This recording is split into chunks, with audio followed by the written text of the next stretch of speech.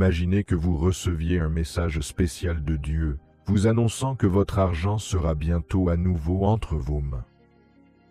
Lorsque quelqu'un vous envoie ce genre de message, il vous murmure une promesse sacrée dans le silence de la nuit. Le Dieu Tout-Puissant vous enseigne et vous dit de prêter attention aux choses miraculeuses qui se produisent au milieu du chaos de la vie. Dans 1 heure, des signes apparaîtront qui vous conduiront sur une nouvelle route. Dans le calme de la pensée, un appel à une confiance et une espérance inébranlable est lancé. Si vous choisissez de ne pas répondre à cet appel, un moment unique vous attend. La promesse sacrée est entourée de silence, qui la protège comme un secret bien gardé. Vers la fin, une prière sincère est prononcée pour les dons qui changeront votre vie. Si vous prononcez les mots puissants « Je reçois », la grâce entrera dans votre vie et en fera partie intégrante. Il est important d'avoir la foi, car vous êtes sur le point de recevoir une profonde compréhension. Vous vous sentez entouré par le Saint-Esprit, ce qui vous donne un profond sentiment de paix. Qu'est-ce qui fait que Dieu nous aime tant malgré tous nos défauts? La vérité peut surprendre, mais la foi la rend plus claire. Vous êtes l'une des rares personnes à avoir été choisie pour recevoir ce don extraordinaire. Les combats, les espoirs et les objectifs de votre cœur sont connus, et c'est un moment béni pour vous. Imaginez qu'un don divin est fait, comme une main qui se tend pour recevoir un cadeau inimaginable. Croyez qu'il s'agit d'un don de Dieu, et sachez qu'il prend soin de chaque petite chose de votre vie. Reconnaître que c'est Dieu qui commande apporte paix et sécurité. Profitez du voyage vers un avenir brillant et fructueux. Alors que les problèmes s'accumulent et que le sommeil vous échappe, rappelez-vous que le Tout-Puissant les voit tous. Il existe un plan stratégique qui vous libérera de vos problèmes actuels. Imaginez un avenir où les problèmes d'argent seront résolus et où avoir de l'argent sera perçu comme un cadeau. Cet avenir imaginé est plus proche qu'on ne le pense. Dieu, qui contrôle toutes les richesses, est prêt à répondre à tous nos besoins avec abondance. En tant que figure parentale dans les cieux, tout ce qu'il veut, c'est que nous soyons satisfaits et que nous réussissions. C.S. Lewis, un sage qui écrit à la fois sur la foi et la raison, a un jour réfléchi à la manière dont les conseils divins et les ressources terrestres peuvent fonctionner ensemble d'une manière délicate. Il savait que les projets de Dieu pour ses enfants ne se limitent pas à s'assurer qu'ils restent en vie.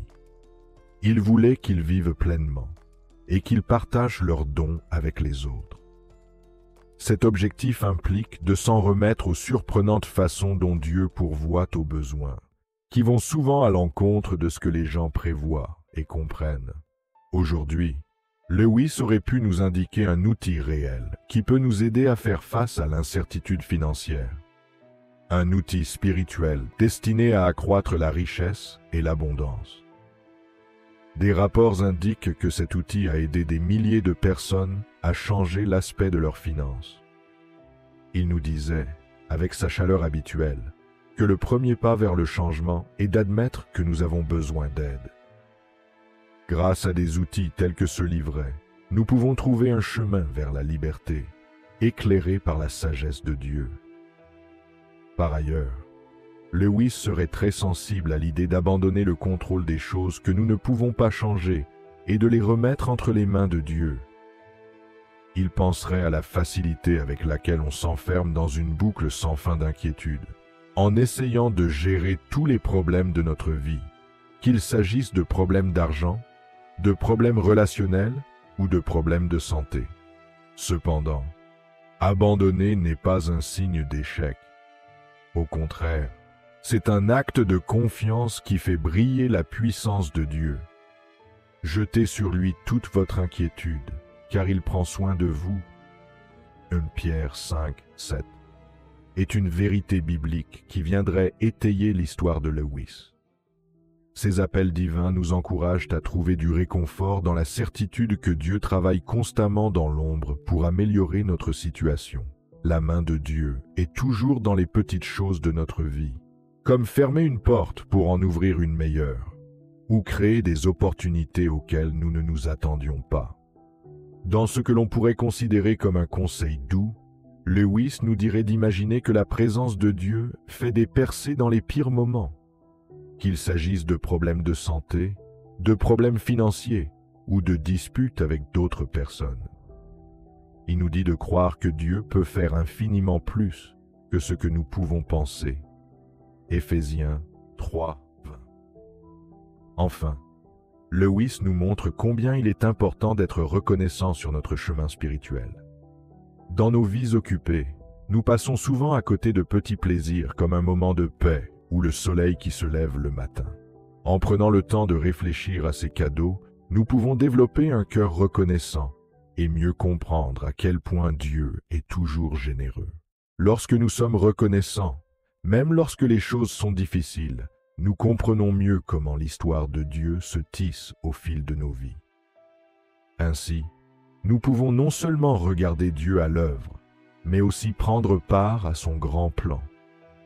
C.S. Lewis pourrait commencer par décrire une scène typique dans laquelle une personne peut être en train de se détendre dans le calme de son salon après une longue journée. Pense aux choses qui la maintiennent en vie, comme un repas chaud sur la table et la sécurité d'un toit au-dessus de sa tête. Il raconterait à cette personne une histoire qui l'amènerait à regarder autour d'elle et à remarquer les rires de sa famille et de ses amis, le soutien de ses amis et la satisfaction du travail quotidien. Lewis dirait que ces choses ne sont pas des événements aléatoires, mais des dons de Dieu que nous ne remarquons souvent que lorsqu'ils disparaissent. Dans son style caractéristique, Lewis construit l'histoire autour de la compréhension profonde que nous ne pouvons être reconnaissants que lorsque nous voyons la main du divin tisseur dans chaque partie de notre vie. Il explique comment le fait d'être reconnaissant pour ce que l'on a rempli notre âme d'une joie véritable et change notre façon de voir les défis de la vie. Là où il y avait des problèmes, il y a maintenant des solutions. Et là où il y avait des problèmes, il y a maintenant des possibilités. Lewis dirait que la gratitude est comme une lentille céleste qui vous permet de voir toutes les belles parties de la vie et vous rapproche de Dieu. Lewis interrompait sa réflexion et demandait à son auditoire de se taire un instant, d'incliner la tête et de prononcer une prière de remerciement simple et sincère. Il leur demandait de se souvenir de l'amour et de l'attention qui soutenaient leur voyage au nom du Christ. Dans 1 Thessaloniciens 5:18, Paul dit aux chrétiens qu'ils doivent toujours être reconnaissants, car c'est ce que Dieu veut pour ceux qui croient en Jésus. Lorsque Lewis a réfléchi à ces mots, il a peut-être pensé à la façon dont le fait d'être reconnaissant dans les moments difficiles peut être une manifestation publique de sa foi et une lutte contre le désespoir. Lewis dirait que c'est là que le mystère de la gratitude constante devient réel, quelles que soient les difficultés de la vie. Lewis change ensuite de thème et parle de la joie du service. Comme le point culminant d'une histoire, il montrerait des personnes prêtes à servir, et leur vie ressemblerait à celle du Christ, qui a vécu une vie de service non pas pour être servi, mais pour servir. Lewis pourrait utiliser l'Évangile pour parler de ce que le Christ a fait, comme laver les pieds des disciples et donner sa vie en offrande. Il demanderait ensuite à son auditoire de réfléchir à la façon dont Dieu voit la grandeur dans les actes de service les plus humbles. Lewis utilise des exemples significatifs pour montrer comment la gentillesse et l'amour peuvent changer les choses, comme des graines qui peuvent pousser de manière étonnante une fois plantées. L'amour de Dieu peut se manifester par de petites actions telles que l'écoute, les câlins et l'apport d'une aide pratique. Partager cet amour est donc un appel sacré, une demande divine de se joindre au merveilleux voyage de la vie. Comment puis-je donner davantage? Que puis-je faire pour faire une réelle différence dans la vie des gens qui m'entourent? La réponse est simple à comprendre. Commencez par les choses qui vous sont proches et utilisez les outils dont vous disposez déjà. Prenez le temps de regarder autour de vous et de voir s'il y a des besoins qui existent déjà. Il peut s'agir d'un ami qui a besoin d'aide pour faire ses courses, d'un collègue qui traverse une période difficile ou d'un membre de la communauté qui bénéficierait vraiment de quelques mots positifs. Aider les autres n'implique pas nécessairement des actions importantes ou compliquées. Ce sont souvent les petites choses qui comptent le plus. Un sourire, un mot gentil ou un acte de gentillesse peut avoir un impact énorme sur le cœur de quelqu'un. La signification de ces choses devient beaucoup plus importante lorsqu'elles sont faites avec l'amour de Dieu. En y réfléchissant, vous voudrez peut-être partager ce mot avec vos amis et votre famille pour répandre la gentillesse. Envoyez-le à un grand nombre de personnes pour répandre la bonne nouvelle de notre Seigneur Jésus-Christ. Votre participation est très importante. Mes amis, souvenez-vous de ceci. Ne perdez jamais espoir. Ayez toujours la foi que Dieu vous aidera. La vie nous pose souvent des problèmes qui semblent impossibles à résoudre, ce qui peut nous faire perdre espoir. Mais n'oubliez pas que Dieu est toujours avec nous et qu'il veille sur chaque aspect de notre vie, même lorsque les choses semblent les plus mauvaises. L'espoir permet à notre âme de rester stable pendant les vagues de la vie. Dieu a la bonté de nous donner cette espérance, qui nous donne l'assurance qu'il contrôle tout et que le meilleur est à venir. Même si le présent semble effrayant, gardez l'espoir. Ayez la foi que Dieu agit, même si vous ne le voyez pas. Pensez à ce qu'il a promis. Il a dit qu'il ne nous abandonnerait jamais, qu'il serait notre refuge et notre puissance, et qu'il viendrait immédiatement à notre secours lorsque nous serions en difficulté. Ces promesses sont faites à tout le monde. Nous pouvons certainement les accepter parce que nous savons que Dieu tiendra toujours sa parole. Les temps difficiles mettent notre foi à l'épreuve.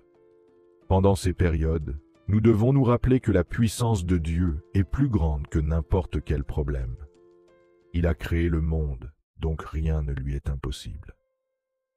Ayez confiance qu'il vous aidera. Confiez-lui tous vos soucis et laissez-le s'impliquer dans votre vie. Repensez à l'histoire émouvante, mais moins connue, de Gédéon dans la Bible. À l'époque où les Israélites étaient gouvernés par les rois midianites, Gédéon est devenu le guide choisi par Dieu. De petit et insignifiant qu'il était, il est devenu le chef de file du sauvetage d'Israël. Imaginez que vous êtes Gédéon et que vous vivez dans un monde où la haine est monnaie courante et où vous devez éviter vos ennemis par peur. Soudain, un ange du Seigneur apparaît et dit « Le Seigneur est avec toi, guerrier puissant. » Au début, Gédéon ne pensait pas être à la hauteur, mais à la fin, il a fait preuve d'un grand courage et d'une foi inébranlable, nous montrant qu'avec l'aide de Dieu, même les personnes les plus humbles peuvent devenir exceptionnelles. Voyageons ensemble au plus profond de notre imagination, là où les pensées se transforment en compréhension profonde. Ici, nous réfléchirons à l'histoire de Gédéon, un personnage des récits anciens qui a été choisi par une autorité divine pour diriger face à des obstacles écrasants. Lorsque nous pensons à notre propre vie, nous pouvons nous sentir petits et impuissants, tout comme Gédéon. Mais dans ces histoires, une vérité émerge. La divinité nous voit différemment. Il voit le potentiel, la force et la capacité que nous négligeons souvent en nous-mêmes.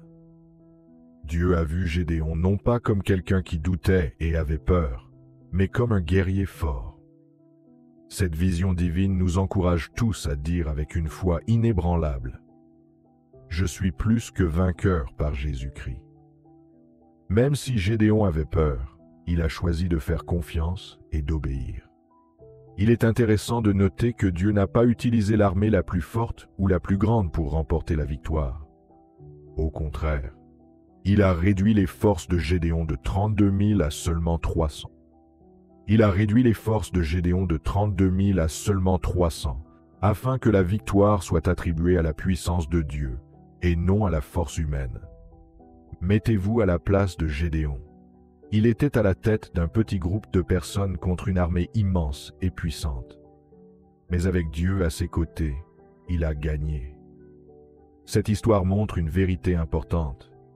Dieu utilise de petites choses pour montrer sa grande puissance et sa gloire. Acceptez cette puissance dans votre propre vie. Dieu agit de manière étonnante dans nos vies. Lorsque nous le laissons faire, sa force coule à travers nous.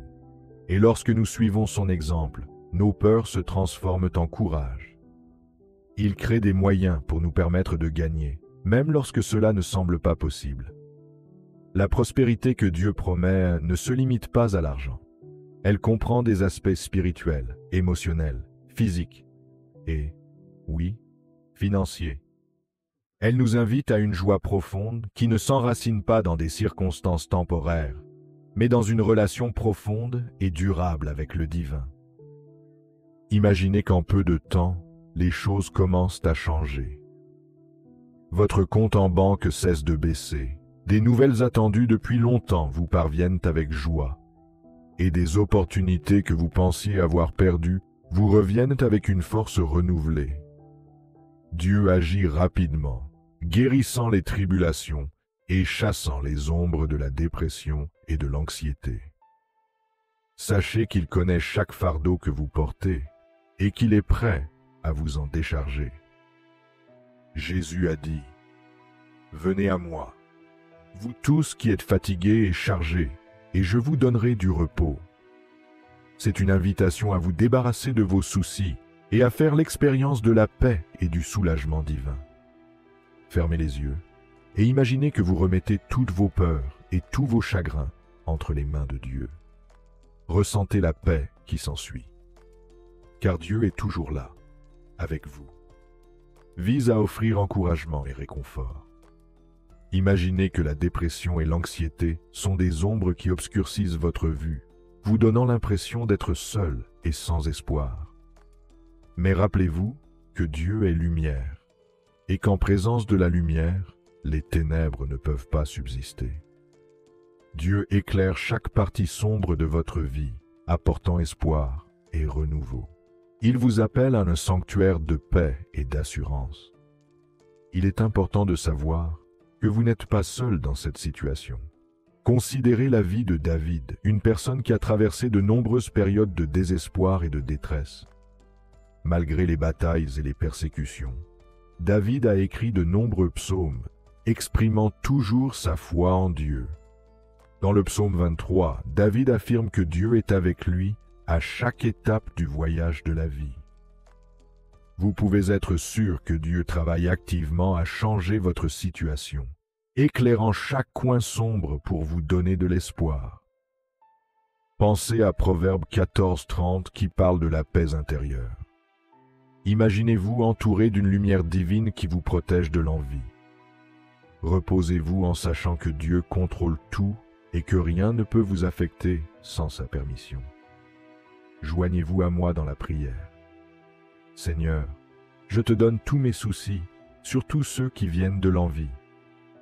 Je te demande de me protéger et de me donner la paix de l'esprit. Garde mon esprit sur toi et sur la façon dont tu veux que je vive ma vie. Amen, au nom de Jésus. Parlons maintenant de la façon dont les facteurs extérieurs peuvent avoir un effet important sur la vie d'une personne.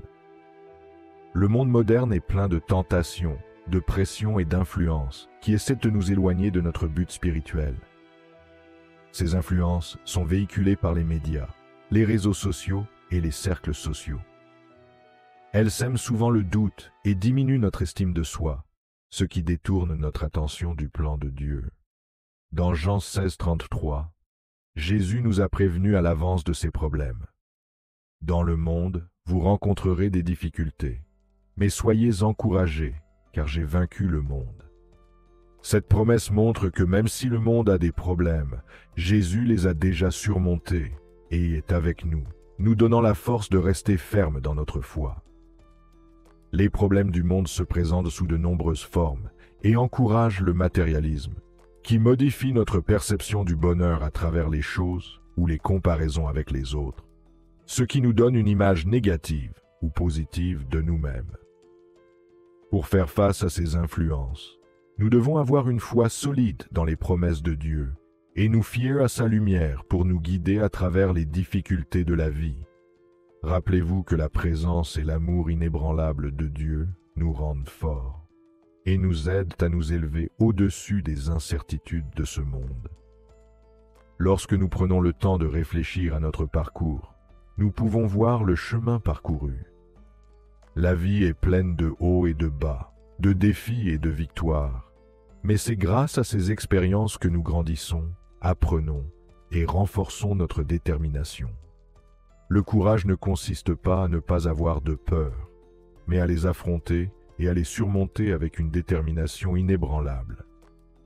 Imaginez-vous à l'aube d'un nouveau départ, alors que le poids des expériences passées s'allège progressivement. Ce changement est porteur d'espoir, car chaque étape vous rapproche d'un objectif renouvelé. Imaginez votre esprit libéré de ce qui vous retenait. Acceptez la libération de la négativité, sachant qu'elle conduira à une nouvelle énergie et à une nouvelle force. C'est un chemin éclairé par la foi, où la confiance devient une lumière qui vous guide au milieu de l'incertitude. C'est un voyage où vous n'êtes pas seul, où le soutien divin vous entoure et vous élève. Soyons reconnaissants pour la force qui nous a été donnée et reconnaissons les petites victoires que nous remportons chaque jour. Être reconnaissant élargit notre vision et nous aide à apprécier même les plus petits plaisirs. En réfléchissant, promettons également de vivre avec intention, en veillant à ce que nos actions soient conformes à nos valeurs et à nos désirs les plus profonds. Cela témoigne de notre résilience et de notre engagement à nous améliorer constamment. Sur ce chemin, l'amitié, l'amour et l'honnêteté deviennent importants. En établissant des liens profonds avec les autres, nous tirons notre force de ceux qui nous accompagnent dans la joie comme dans la tristesse. Ces liens nous rappellent que nous faisons partie de quelque chose de plus grand que nous, d'une communauté dont les membres partagent nos rêves et s'entraident. Tout au long de votre parcours, considérez chaque expérience comme une chance de grandir. Les leçons apprises servent de tremplin sur votre chemin vers la connaissance. Ayez confiance en votre capacité à relever les défis de la vie et gardez l'espoir que chaque nouveau jour apporte. Rappelez-vous que la foi peut vous libérer lorsque vous ne savez pas quoi faire. Laissez votre foi être votre encre, un rappel constant de l'objectif plus important qui vous guide. Faites confiance au processus, car chaque fin mène à un nouveau commencement, et chaque commencement est la promesse de possibilités infinies. Vous êtes aimé, vous êtes guidé, et vous avez tout ce qu'il vous faut pour vous épanouir. Que votre voyage soit rempli de paix, de joie et d'un espoir inébranlable. Il y a des moments dans la vie où tout semble incertain, où le sol semble instable et où l'avenir est enveloppé de ténèbres. Pourtant, c'est précisément dans ces moments de doute que nous sommes invités à faire confiance à une puissance supérieure à la nôtre. Cette confiance n'est pas aveugle ou passive. C'est un acte de foi profonde, un choix de croire en l'invisible, de s'accrocher à la promesse qu'il y a un but à chaque virage de notre chemin. C.S. Lewis a écrit un jour que la foi est l'art de s'accrocher à des choses que la raison a acceptées, en dépit de nos humeurs changeantes. Cette sagesse nous rappelle que la confiance dans le calendrier divin exige de la constance, en particulier lorsque nous sommes tentés de céder au désespoir ou à la frustration. Il se peut que nous n'ayons pas une vue d'ensemble, mais il y a toujours un plus grand dessein qui se déploie, un dessein qui ne se révèle souvent qu'a posteriori. Les portes qui se ferment, les opportunités qui nous échappent, les retards qui mettent notre patience à l'épreuve, ne sont pas des punitions, mais des réorientations, des coups de pouce qui nous guident vers ce qui est vraiment fait pour nous.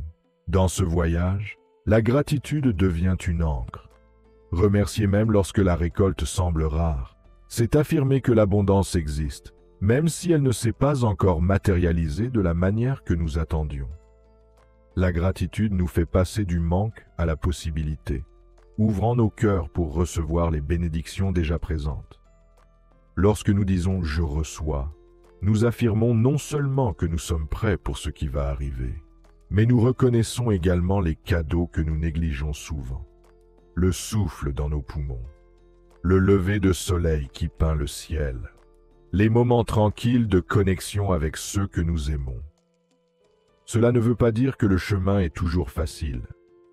Il y aura des moments de douleur, de perte et de confusion. Mais même ces moments ont leur part de grâce. C'est par les fissures que la lumière pénètre, illuminant des parties de nous-mêmes que nous n'aurions peut-être pas découvertes autrement. Faire confiance à la provision divine signifie accepter que le voyage, avec tout son désordre et sa beauté, soit exactement comme il devrait être. Cela signifie renoncer au besoin de contrôler chaque résultat et s'abandonner à une sagesse bien plus grande que la nôtre. Imaginez que vous vous trouviez dans une forêt, incapable de voir l'ensemble du paysage parce que les arbres obscurcissent votre vue. Vous pourriez vous sentir perdu, ne sachant pas quelle direction prendre. Mais d'en haut, le chemin est clair. Celui qui a une vue d'ensemble, le divin, sait exactement où vous êtes et où vous allez. Ayez confiance dans le fait que vous êtes guidé, même si la voie à suivre ne semble pas claire. Avancez avec prudence, en laissant votre foi éclairer votre chemin. En fin de compte, la confiance dans le divin ne consiste pas à avoir toutes les réponses, mais à embrasser le mystère. Il s'agit d'avancer le cœur ouvert, confiant que chaque pas, aussi incertain soit-il, vous rapproche de la vie que vous êtes censé vivre. Et pendant que vous marchez, souvenez-vous que vous n'êtes jamais seul, car la grâce vous accompagne à chaque souffle que vous prenez.